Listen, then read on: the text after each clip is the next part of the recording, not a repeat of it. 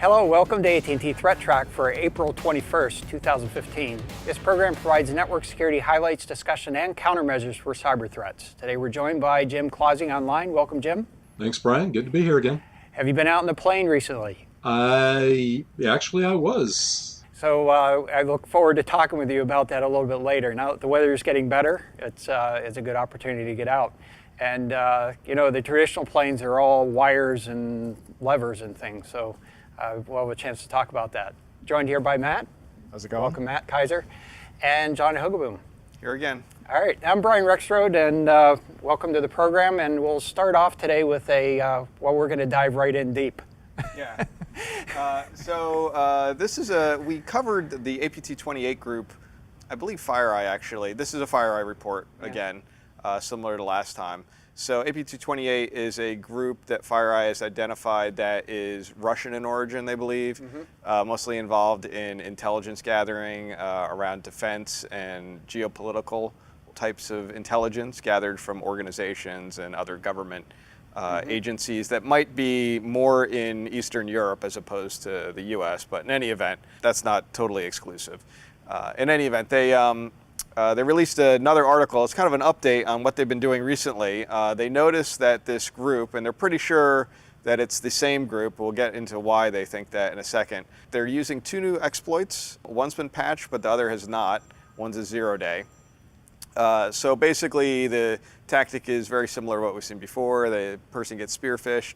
If they click on the link, they go visit a website that has a drive-by type of infection that has some JavaScript that launches this flash exploit. It launches an exploit CVE 2015-3043, which executes some shellcode. That, by the way, that has been patched.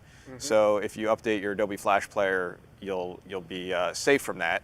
Once it does that, the shellcode downloads another executable payload that tries to leverage CVE 2015-1701. It's been identified, but there's not been any real public disclosure of the details behind it because Microsoft's still working on a fix on it.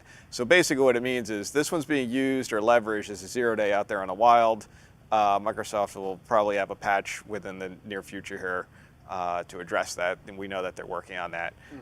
In terms of the tactics that they're using, once that privilege escalation occurs via that unpatched Microsoft exploit, they will download a payload, malware payload, that's very similar to Chopsticks or the core shell malware families, which is what APT28 had used before. We talked about it on a previous program. It's just a slight variation of that. It has characteristics that are very similar. Not only that, it also is sharing C2 locations that are within the same /24. So the previous one was in this 87.236.215.x range for various domains to home back to for the old APT28 stuff. This new one is also in that same range, just at .246. So something to keep an eye on in your network, looking for those address blocks, some of these indicators. And I guess also keep an eye out for any patches that are released from Microsoft. If you have Adobe Flash, that's a good way to at least kind of patch your machine because that's the first route through there. So if you have your Adobe Flash Player patched on all your machines, they won't be able to leverage that in order to get this other privilege escalation to occur. So you can at least mitigate it that way by closing the front door and having the bedroom door still open, so to speak. So a couple things perhaps to note here. One is that I noticed it says user clicks a link to an attacker-controlled website. Yeah.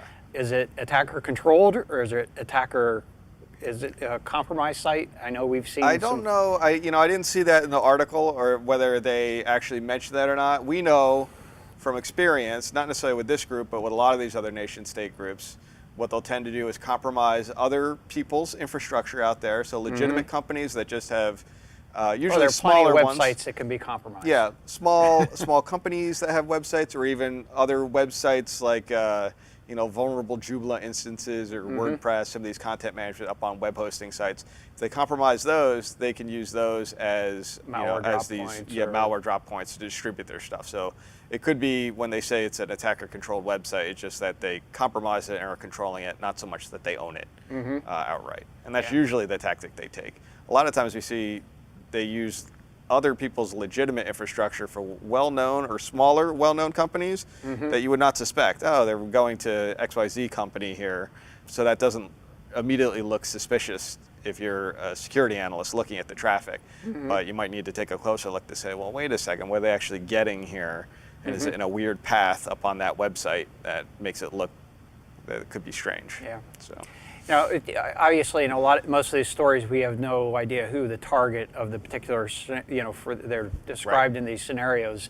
But you have to sort of presume that if they're using 0 days, the assumption is that there are only a limited number of 0 days that are known that the organizations are able to use. Now, we don't know if that's 2, 10, or 10,000, but it's still some limited number, and so the assumption is that it's a valued target if they're pulling out the 0 days. Right. Yeah, you don't want to burn a 0 day on someone unless it's a rich target. Unless they really need it, or perhaps they're well protected and they're a good target. So the reason I bring this up is because one of the stories we're going to talk about a little bit later has a little bit of the same notion. So we'll touch on that one again. Okay.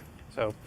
Good point there, John. And so, Jim, let's go to you, and we'll talk about I think more of a hypothetical situation than the experiential situation that was documented in this previous story. So, what can you tell us? Yeah, there were a number of stories this past week. The GAO, the Government Accountability Office, released a new report on their studies of the FAA and their transition to next generation air traffic control and all of this. And the report actually made a couple of good points, but the section that everybody seemed to focus in on this week was a section that suggested that passenger Wi-Fi could be used to attack the control systems of the aircraft and potentially bring it down, and everybody running around like the sky is falling. And there was some responses to that. There was one on in Forbes by a pilot and a cybersecurity professor who took the report a little bit to task. And basically, I tend to agree with a lot of what he was saying. That I think some of the folks reading the story blew things out of proportion, and I don't know who actually did the reporting for the GAO, but I wonder if some of the people didn't completely understand how the aircraft systems work. There was a lot of talk a few weeks ago when the one German pilot, committed suicide by allegedly committed suicide by flying an aircraft into the mountain and killing 150 people or whatever it was. And there was all this talk at that time, well, gee, we should have the ability to override the pilots and remote control airplanes from the ground. And I'm thinking, that scares me a whole lot more than than some of these things about potentially attacking control systems from the in-flight Wi-Fi. I mean, we've seen instances in the past where folks have supposedly overridden control of drones and crashed them and stuff like that. The idea that somebody from the ground could potentially override the legitimate signal that's used to control a plane, or when a plane is being controlled from the ground, somebody jams that frequency, launches some denial of service when the plane's in a descent and crashes it that way. That kind of thing scares me a whole lot more than potentially the in-flight Wi-Fi being used, because just logically, you're going to keep the control systems, separate from what the passengers are using. There's some talk in the report that there are firewalls, and sometimes firewalls can be breached, but that's harder to do than a lot of people think most of the time. It's just for me, it wouldn't make logical sense to be certifying a system where there's a lot of contact between these what should logically be separate systems. I mean, there was the FAA took Boeing to task when they submitted the 787 Dreamliner for original certification for just that issue, that their control network was too closely tied to what passengers would have access to. And so, we've talked about the industry has talked about this before, and just logically, it wouldn't make sense to design systems where it was easy to hop from the in-flight passenger Wi-Fi over to control systems. So my thought is, I think that the press, overreacted to that one section, and I think there were some good points made in the report. I read the whole report, and one of the things that I really liked in it was the notion that security should be involved in the design from the beginning. I mean, that's one of the things that we've talked about a lot. Any project that involves networking and software, you should really be thinking about security from the beginning, not trying to tack it on after you've designed the whole thing. So anyway, I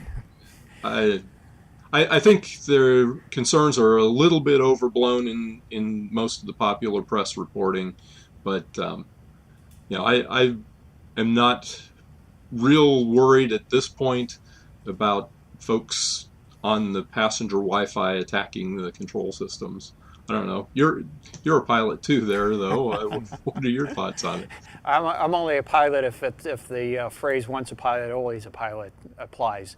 I haven't flown in 20 years, but in any case, I generally agree. My interpretation of the GAO report was really a cautionary message. I think everything that they talked about, they noted that they were theorizing what could happen. And I think, like I said, a cautionary note that is in the process. And I think fundamentally what they were trying to do is convey the message that you just conveyed, that the security needs to be designed in from the beginning. It can't be an afterthought, and that there needs to be a strong separation between what is basically passenger accessible or anyone accessible versus the control systems that need to be part of the operational platform. Platform being the plane and actually the command and control that's associated with it, whether it be remote access or navigation features, that sort of thing. And I think to your point as well, the ability to manipulate the navigation systems is most of what's within the purview at this point. Perhaps there is some opportunity to get into the actual control of the plane itself, but they're really not designed to be remotely accessed. And so there's not going to be an API that says turn left, so to speak. So it would be harder to get into a system in that regard at least in this day and age. But again, as time evolves, the chances are, one of my fundamental pet peeves about security policy is it never fundamentally improves. You start out with this really nice security policy that's very simple, straightforward. Thou shall do this, and you can do these things, and you can't do those things. And then the entire life cycle of the security policy from that point on is, well, except in this case, or poke that hole here, and then you end up with this big, nice principle of a policy and a whole bunch of holes poked in it, and then the problems that ensue afterwards. So I generally agree with you. I think, but we have to be paying attention. I think that's what GAO is saying here: is pay attention, or we could be running into bigger problems later on. Right, but I don't think the sky is falling. No. I don't think we need to, stop getting on planes. I'm still going to get on a plane in a couple of weeks. And I have some advice for you, Jim. If you get on the plane, don't tweet about hacking the plane while you're on it. Yeah, I won't do that. Okay, good. Because apparently somebody did. Yeah, apparently somebody did. Chris Roberts of One World Labs, he did do something just like that. And I can read the tweet to you. Find myself on a 737-800. Let's see, Box IFE, ICE, SATCOM. Shall we start playing with ICAS messages? Pass oxygen on, anyone? Now I had to look this up. Pass oxygen on, I believe, has something to do with the oxygen systems, the masks that drop down when you have, either a depressurization of the hull.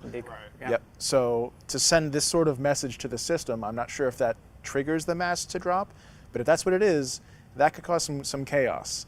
It would certainly alarm people. Oh my goodness, yes. Which is why I think that Yeah. unfortunately that he was detained by law enforcement afterwards and questioned, and they seized his hardware and things like that. So the question is it the same as crying fire in a crowded movie theater, or is it just a playful tweet? Well, and that's fundamentally that, we could go into a significant debate about that topic. I personally, I was on the fence on this topic, and we don't have all the facts. We only have what's been presented. And so based on what was presented, you have to argue, you should be able to tweet just about anything you want, but given the circumstances, there may be other information that suggested that it was worth investigating further. By the same token, by virtue of the freedom of speech, to be able to tweet something, that doesn't mean you can't be questioned about it to make sure that it wasn't, there wasn't something behind that. And so, if you don't want to have somebody question you, don't tweet it in the first place. Use some common sense. Yeah. So that's. For what it's worth, he's been working in the space of avionics security for about 5 years. So if anybody understands what's possible, it's probably this guy. Could be. So we'll see how this plays out in the long run. So definitely a very interesting topic and worth spending some time on, nevertheless.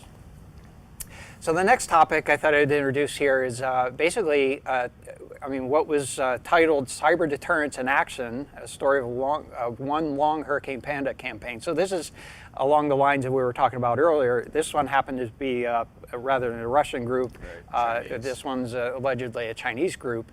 And this is a blog by CrowdStrike, and they talk a lot about the tools that they use in this particular mitigation activity associated with a client. So there is some marketing twist associated with it, but and there's nothing wrong with that. But after all, that actually is off of CrowdStrike's blog. But there are a few points here that I thought might be worth noting. One is that as they talk about this, they don't state it specifically, but it clearly is, I think, a good example. John yours was a good example as well. This hacking activity, it's not a hobby anymore. It's not even a part-time job. There are people that their career is to target organizations. And if they bump into a wall, they back up, regroup, and then go after them again. And we've seen this a number of times. If they are tasked with targeting an organization, that's what they're going to be doing full time. And in fact, there may be shifts involved in it. They may be spending, working on 24-hour shifts to see when the weak points are in organizations. And once they again making sure that they get in and do their duties quickly, and they may not entirely get out, but they're going to finish what they're doing and then leave the plants around the organization to come back to later if they need to. Yeah, I think one of the things that sometimes victim organizations neglect to consider is that when you do have an event and you've been compromised and you go in, you've done all your due diligence and you think, well, I'm pretty sure I got them out. I'm pretty sure we found everything and we've got them out of the network. They will be back. They're going to try probably very quickly to regain access. And if they're not able to, they'll start to rethink their tactics and maybe switch up tool sets for things you don't know how to detect yet, perhaps, and then try those as other avenues. And they might go away for a little while and sit back for a few months before they try to get in again. Because if they were in the first place, there's probably a reason, and there's a reason to get back in again, to get whatever strategic intelligence that your company or organization might Well, if they've have. got everybody on alert, they're probably going to sit back and wait till people calm down and they get a little relaxed, take a nap or something like that, and then come back. And I mean that in a figurative sense. Yes, right. Yeah, the other thing that I guess sort of the essence of this particular report was the notion about what we were talking about earlier. This was a case where there were a couple of 0 days that were used as a part of this attack activity. And basically the suggestion was that, after you boot them out a few times and they're going to sort of wear down and say, how many 0 days are going to be used on this organization? True. Maybe we could find a better target somewhere else and then come back to these folks later. I think it's going to depend on again, how important it is they feel it is to target this particular organization and what benefit they think they're going to get from it.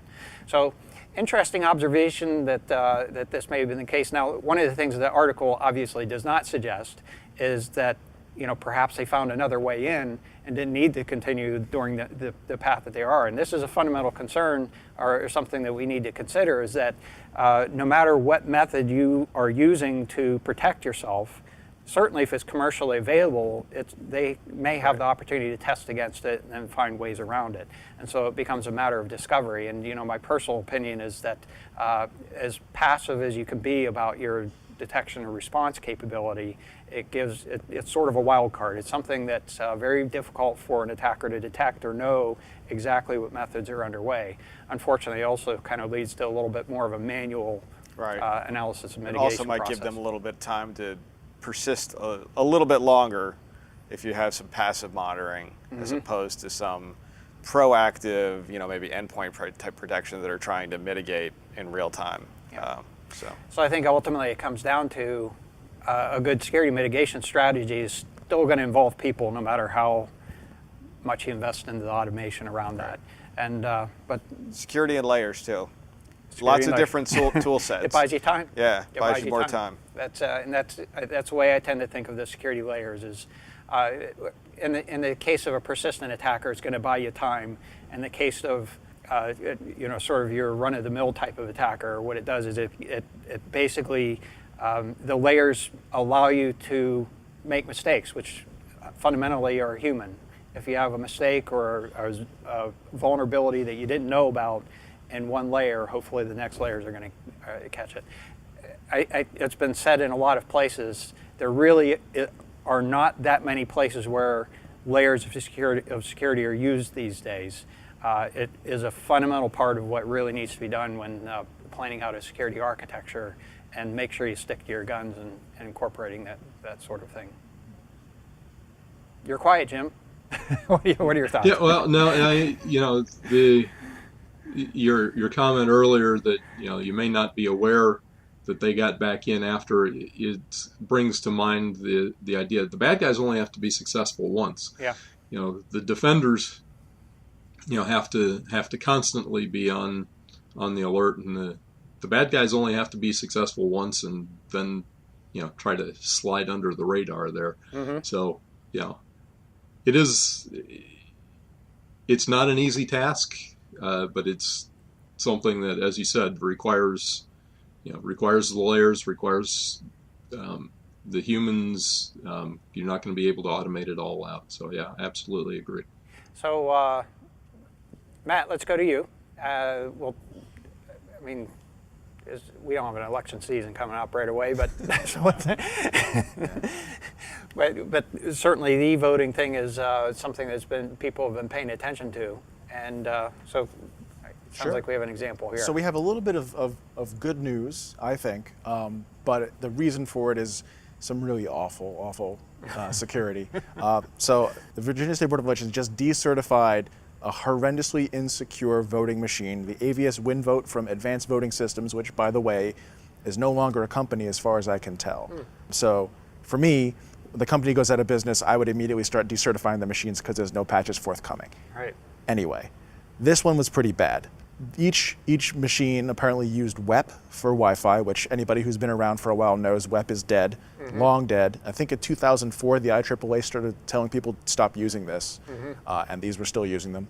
And it had a number of horrendously insecure default passwords for the administrator account on the machine and for the database key for the Access database storing the vote tallies. There's an article on Ars Technica and a really good write-up on the Freedom to Tinker blog about these machines. And they basically walk you through how would somebody with minimal technical knowledge hack an election. And basically you step through, you crack WEP, which are tools to do this very easily. You connect to one of the several open ports on this machine for administrative access. And then you copy the database out after decrypting it, modify the database, and put it back in place. And you've won the election. Now there are comments on the Freedom to Tinker blog, which I found were pretty interesting. Somebody, I think from Virginia, was talking about whether or not this is really a feasible attack, whether or not doing this at scale makes sense, what human factors there are in place to prevent someone from tampering with like one voting machine. If the relative levels of, say, Democrat versus Republican votes are relatively the same across a number of machines, and the one machine that got owned was skewed way out of whack, might mean something to them as well. But I mean, if these machines are supposed to be the front line of defense against this kind of vote tampering, this is not the kind of machine you want doing the job. No, it's a good example of how you probably would not design it. It wasn't planned ahead, was it? Well, no, I mean, or perhaps some of the details weren't worked out.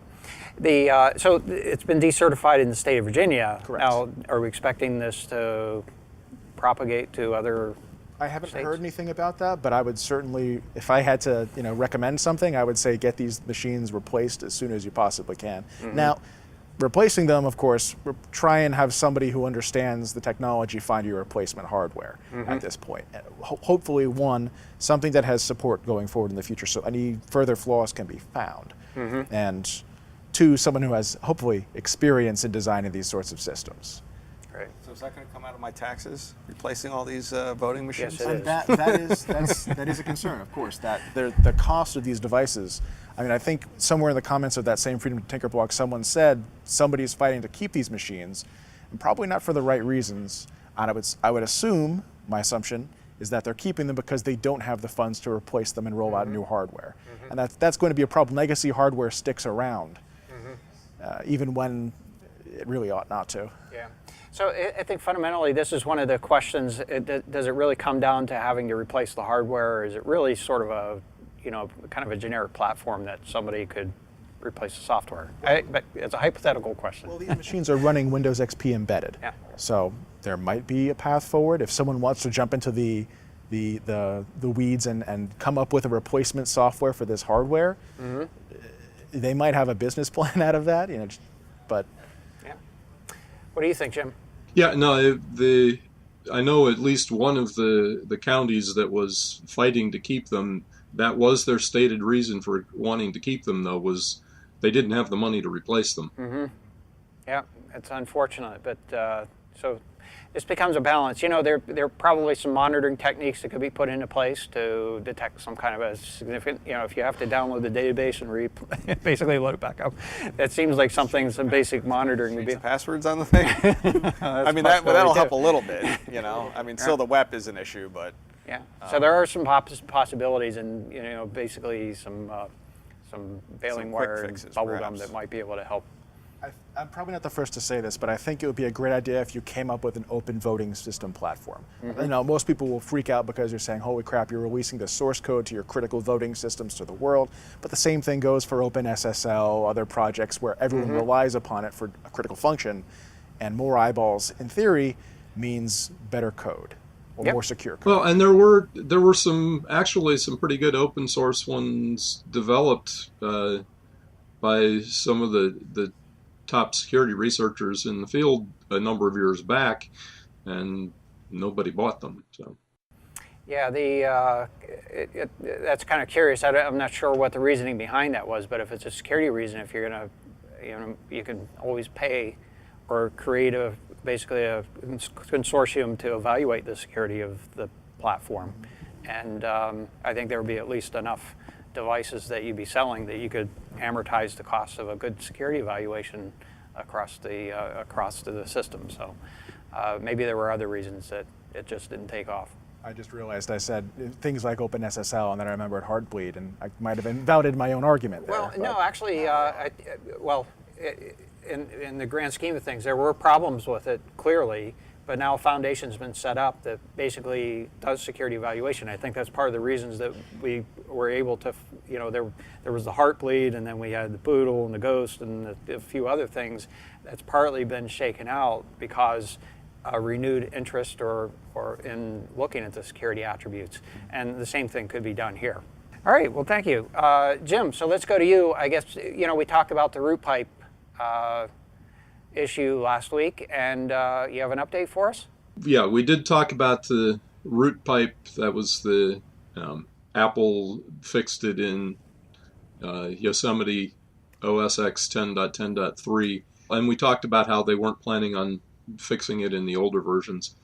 Unfortunately, I noticed in Graham Cluley's blog this past week that he pointed to an article in Forbes that they may not have completely fixed it even in 10.10.3. There is apparently still what one guy calls a trivial way for any local user to abuse RootPipe.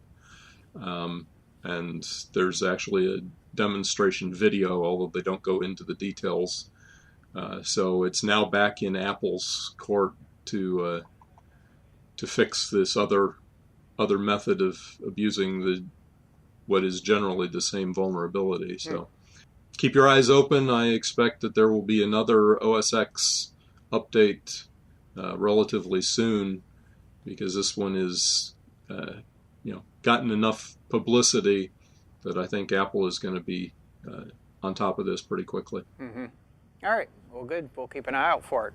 And I understand there's an issue with WordPress that needs an update as well. Yeah, this one just came out this morning. WordPress announcement on WordPress.org that they've released WordPress 4.1.2. And this is a critical security release. They strongly urge updating from any previous version to up to 4.1.2. 4.1.1 and earlier had a cross-site scripting vulnerability that would allow unauthenticated users to compromise the site. So that's a biggie. They addressed 3 other security issues in this one. There was an issue with invalid or unsafe file names that could be uploaded. There was another cross-site scripting in 3.9 and higher, and some SQL injection vulnerabilities in some plugins. So if you're managing any WordPress sites, I highly recommend that you update to 4.1.2 as soon as possible. I've already updated the couple of sites that I'm responsible for. So. Well, since you brought that point up, one of the things, I don't know, I guess I have too many pet peeves, so this can't be a pet peeve. But this is one of the things that I know, John, you've encountered or run into before, is this, we'll call it ambiguity between the responsibilities of a cloud service provider and the leasers of that service. Right. And there have been cases where, and Jim, it sounds like you understand that line, that gray zone, but this is a case where, in a lot of cases, the WordPress is the patching associated with the application itself is a responsibility of the leaser, not the leasee. Yeah. Yeah, that's in a lot of the hosted web hosting setups. When you install WordPress in your newly set up managed hosting environment, you can choose whether or not the provider automatically updates to new versions or applies security fixes, or whether it's left as the responsibility of whoever's responsible for the content. And the issue is, if you allow automatic updating, it could potentially break your site. The downside is, if you don't allow automatic updating, then you could leave yourself vulnerable even after these security risks are revealed to the public. So it's a trade-off, and like some of the sites that I am responsible for, my church website, we automatically apply it. I've got one that's kind of a family thing that I apply them myself. So it's kind of a tricky thing to decide which way to do it, but a lot of the hosting providers actually do allow you the option, but you have to select that when you first install WordPress usually. I guess so I guess we have to weigh the odds here. You could have your provider risk breaking your site, or you could have somebody you don't even know break your site, right? Well, obviously. I think the model you find, though, out there in the world, there are a lot of big ISPs and web hosting providers in the United States, I won't mention names, that are pretty good about this. Yeah. That are give you these options to help you maintain and upgrade your systems. But you go through the rest of the world, That's not necessarily the case. So it's left up to the end user who, is renting the web hosting space to say, hey, I'm going to put WordPress on here and use it, or Joomla, or any of these other content management systems. And they become unmanaged at that point. And you'll find tons of these old versions of these things just laying around. What I would say, if I was a web hosting provider, is for those users who opted out, I might have something that's running on all of my servers that I maintain the bare metal of these things and the operating systems, and take a look and say, well, user 101 here has a vulnerable WordPress site. Maybe I'll send them an email. And get a list of the various ones that are not good, because as a hosting provider, I might be concerned about these things being compromised and then being used in botnet-related activities or other nefarious things that might consume a lot of bandwidth unnecessarily, and also perhaps damage my reputation as a web hosting provider of running a clean environment in the greater community out there. My general advice is to stick with the mainstream, somebody that has a brand to protect. That is to stick with a provider or another indicator. Jim, I think you provided a good pointer there. That is, if they give you the option of them applying the patches or you doing it yourself, it at least conveys a message that they're going to be paying attention to it. These are fundamental things that you want from your hosting provider. Right. If you're not having them automatically apply them, then it's got to be a situation where you are going and checking on it relatively frequently. You can't, if you're going to be the one applying the patches, you can't let it go, a month or a year without, logging into the administrative interface and seeing, oh yeah, there are updates that need to be applied. So that's one of the things. If you're going to run one of these on some hosting provider, you need some dedicated folks who are going to stay on top of it. Yep. All right. So let's take a look at the Internet Weather Report for the last week or so here. The first item here we've been reporting on for the last few weeks. Got a couple of little modifications in the way we want to present this. But it's scan sources on port 4143 UDP and 4183 UDP. And we've been reporting port 4143 is predominantly in the United States, and 4183 predominantly in Latin America and Europe. It appears to be some Internet of Things kind of thing that's taken place here. Previously, we reported this as potentially P2P traffic, but as we've been investigating this further, looking at the activity, I don't see anybody talking to each other. It doesn't seem like anybody's talking to each other. There's a lot of scanning and nobody answering. Right. So I'm not quite sure. Yeah. So nevertheless, it appears that there may be scanning activity going on here as opposed to P2P activity. Now, maybe this is we've seen cases in the past where things have been set up and they just don't work right. And so maybe it'll come back in a different way or something like that. Now, John, I got the impression that there might have been some relationship to port 3159 as well? 3159 UDP, which we reported on maybe in the January, February timeframe as well.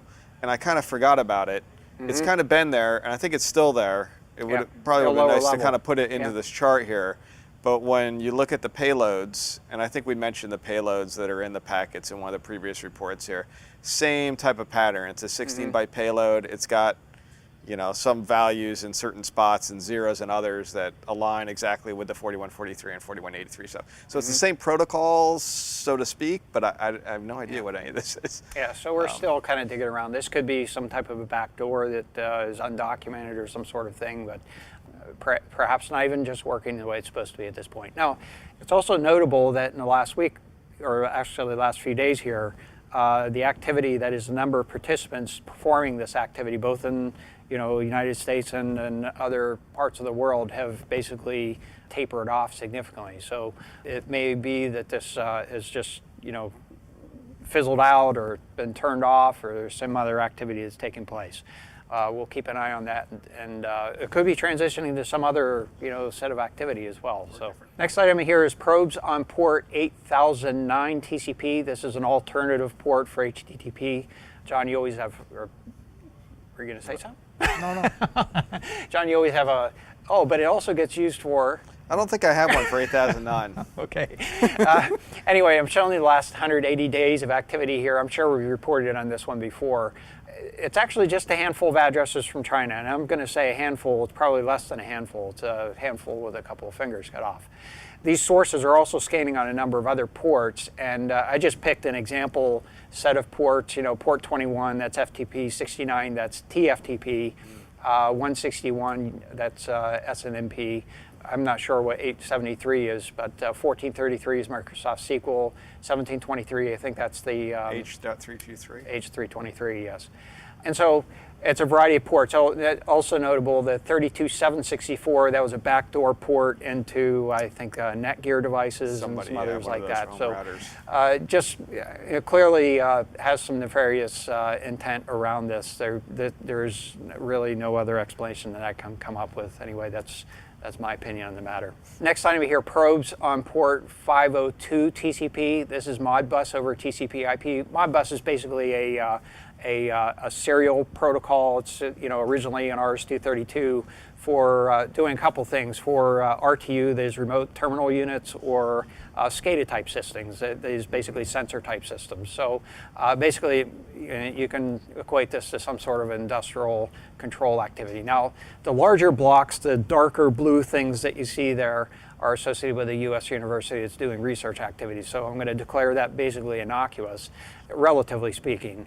And then the larger spikes are it's more ambiguous about the intent behind it. It's actually spread across a group of basically an entire /24 subnet for what appears to be a cloud service provider that's located in Switzerland. So that may also be research activity, but these are the sort of the bigger spikes that you're seeing. They're the taller spikes, but shorter period of time on the graph. So we have at least two groups that are conducting this sort of activity. And it is, not entirely unexpected that there might be research along these lines, because this is an area that, from an infrastructure point of view, folks are concerned about. But by the same token, gathering that information could be used for nefarious purposes. Looking at the most probe ports, the top 10 most probe ports, we had quite a bit of movement here in the last week, and we were investigating this a little bit, thanks to Jim.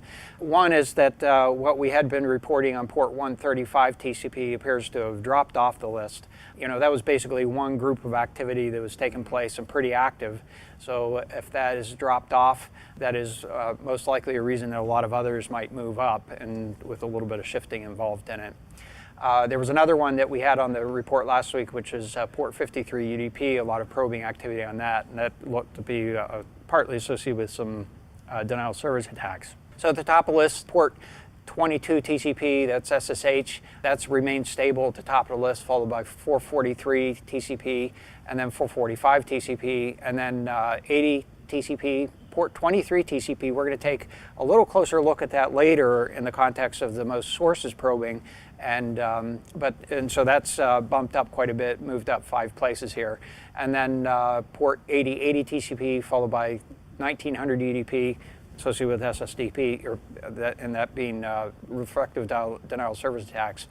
We talked a little bit about 1433 earlier, with some probing activity as a favorite, and then 3389 TCP as well. So let's take just a quick look at the number of scan probes on port 445 TCP. This is traditionally associated with a configure, and I don't know what happened here. It might have been somebody deployed a bunch of Windows servers and they immediately got configure infections. I have no other explanation for this, but it did seem like there might have been actually kind of a group associated with the spikes that are occurring here. But there have been some recent spikes in the number of probes on port 445 TCP. And anyway, that's my theory. There may be some other explanation for it as well. Looking at the top 10 most sources doing the probing, at the top of the list, port 23 TCP. I think that has actually moved up 5 spots. As we've been reporting, things have been dropping down, and what we're going to see here is that's popped up again. The other notables on this list here, one, port 445 is on the list. 2715, that's generally on there. 6881, that's BitTorrent as well, right?